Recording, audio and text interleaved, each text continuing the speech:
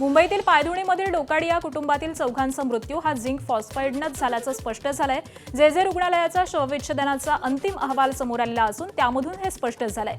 Zinc फॉस्फाईडमुळे झालेल्या विषबाधेमुळे चौघांचा मृत्यू झाल्याचं अहवालामधून नमूद करण्यात आलंय। तर 26 एप्रिलच्या रात्री कलिंगड खाल्ल्यानंतर डोकाडी या कुटुंबामधील चौघांचा मृत्यू झाला होता। त्यांच्या शरीरामधून त्याचबरोबर कलिंगडाच्या नमुन्यांमधून झिंक फॉस्फाईडचे अंश सापडलेले होते। झिंक फॉस्फाईड उंदीर मारण्याच्या औषधामध्ये वापरण्यात येतं। शवविच्छेदनातून मृत्यूचं कारण जरी स्पष्ट झालेलं असलं तरी चौघांचे मृत्यू आत्महत्या की हत्या केल्यानं याबाबतचा स्पष्टता ही अजूनही आलेली नाहीये।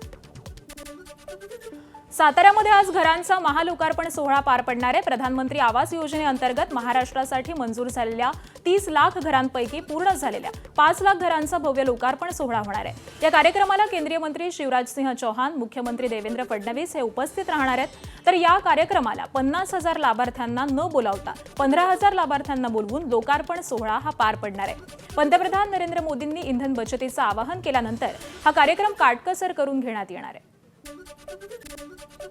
विदर्भामधील अकोला, अमरावती आणि वर्धा या 3 जिल्ह्यांसाठी नागपूर वेधशाळेनं उष्णतेच्या लाटेचा येलो अलर्ट जारी केलाय। त्यामुळे या जिल्ह्यांमधील नागरिकांनी काळजी घेण्याचं आवाहन हवामान विभागानं केलंय। तर नागपूर, भंडारा, गोंदिया, चंद्रपूर आणि गडचिरोली या 5 जिल्ह्यांना वादळी वाऱ्यासह अवकाळी पावसाचा येलो अलर्ट देण्यात आलाय। एबीपी माझा, उघडा डोळे बघा नीट।